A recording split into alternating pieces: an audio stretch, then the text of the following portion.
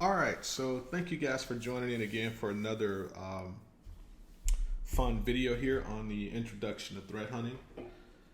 And today, what I want to do for this snippet is we're just going to continue on from the last little exercise that we did where we kind of got introduced to Bro. So we're going to continue digging into these log files and how to manipulate the log files and how to pull out useful information from them. So we're going to start off looking at the connection log, and I want to just show you some interesting things. It's easy for us to, let's just look at the connection log now for our threat hunting case. So it's easy for us to gravitate towards the things that we immediately recognize, like the IP addresses and the ports, the protocols. That stuff is easy to gravitate towards.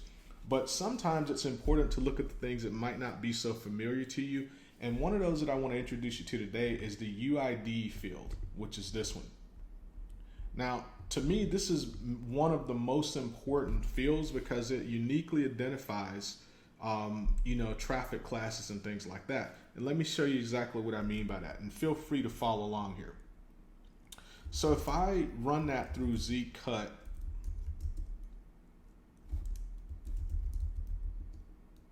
and I tell it to show me just user ID, what we get is that, UID, unique ID.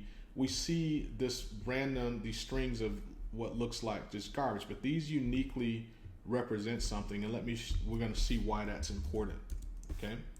So in addition to that, I'm gonna go ahead and say, show me respondent IP as well. Actually, let's just look at respondent bytes. So we're going to look at the byte size of each one of those sessions. And we can see this kind of all over the place. We got some big sessions, some small sessions. And what would be useful with this is to sort it by size, okay? And do it in reverse order because we want the biggest bytes to be at the top. So if I do that, remember we kind of introduced the sort in the last video, I believe. So if we do sort, piping it to sort, and this is another example of where we're kind of teaching you basic Linux in the process. So if we do that, it doesn't help us a ton because it's trying to sort based on this first field. So we need to tell it we want to sort based on field 2. And how do we do that in sort? We did that in the last video. Got it?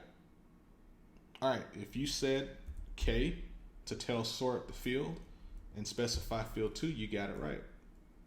Okay, so now we do that, and what happens is sort arranges it in the order of the bytes. So in other words, the biggest connections are the ones that generated the most traffic in bytes is at the top. And we can see that the very top is this UID here. Okay, now let me show you the pivot on this. All right, so I'm going to copy that UID, and you can do the same. We're going to use that UID to look throughout the other log files. And today we're just going to work with the HTTP one, okay?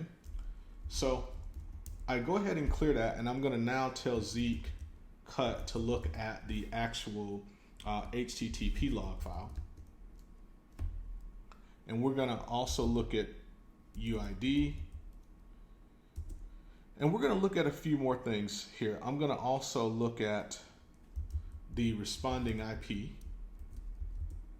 So I'm going to also have it bring in the status code. I'll do URI as well. And let's see what we get with that, okay? Quite a bit. We can see UID field. We can also see the actual URL or the URI. We can see the responding IP addresses, and we can see the status code.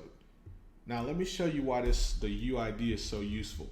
It goes across different logs because now, in addition to this command, I could say grep, and remember we learned how to use grep. I could grep for, guess what? Just that string. So I'm going to paste the UID that we copied from the con file. And that's all that's going on there is we're just pasting that UID. And look at what it shows us here. It actually shows us everywhere that pattern showed up in the traffic. And lo and behold, it appears that every time it's associated with 177. So we can pretty conclusively say that since we did this to the con log and sorted by size, the byte size, and saw that that user ID,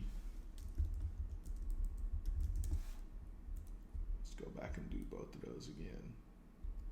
So this user ID right here, based on what we found here, actually showed us. And to keep this from going off the screen, I'm going to just pipe it to head and just say head like 4 to show me like the top 4 sorted in reverse order. And we can see that this user ID that we decided had the largest byte size appears to be associated with IP address 177. And you can see this the 200s. Now this is the responding IP, so this was the one that these bytes were pulled from. Now we might want to go ahead and add to that, the source IP as well to see who was pulling it.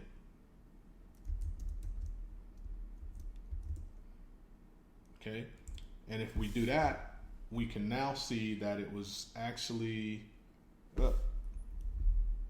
again, I love it when I make mistakes because you guys get to see that, we all make mistakes here. So when I do that, we can see that it appears 131 is where the request was probably made from. And these are the biggest communication points by far based on the byte size when we sorted it by ID or by byte size in the con log. Okay. Now, what's interesting as well is if we go back, all right, let's clear this. And we go back again and we look at the con log.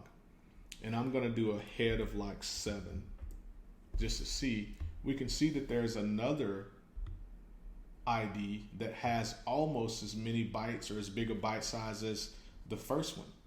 So let's repeat that process. This time we're going to search based on this UID. So if we go back to our HTTP log, instead of grepping for the first one, let's just go ahead and do that again.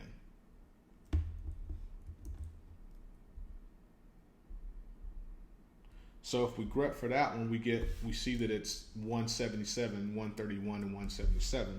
Well, what about if we change it to the second biggest byte size communication there, which is that second one? When we do that, what we find is, surprise, surprise, it's still 132, or 131 to 177. So 131 to 177 is still where the biggest byte size shows up. And that's of interest to us. Now, that is going to lead us to actually know what to focus on when we start looking at Wireshark and some of the other stuff. Okay. Now, what you're looking at there is we can see clearly that there's 200s, all right, which is the OK, and then there's an actual 302, which means found. That means the whatever it was you were looking for was found, and you got redirected to it. Now, the 200, and these are just basic, HTTP codes, stuff that we learned in like computers or 101. It means OK. So whatever you were trying to get, it was successful. The response indicated that the thing that you tried to do was a success. And that again is going to lead us into digging deeper and knowing what to focus on when we go a little further with this. So that's what I wanted to kind of show you and get you kind of going with it. Don't overlook these UIDs, because even though they look like they're weird and useless, they're actually quite nice, because as you can see, I was able to clearly associate some information that I sorted out in the con log, which connections have the most amount of bytes. And then I was able to correlate that almost instantly here to the HTTP log and see who made those big byte connections. And that's going to give us some key intel as we dig into this. So thanks for watching. Hopefully you followed along and did this exercise with me. And I look forward to seeing you in another video. Please comment and share.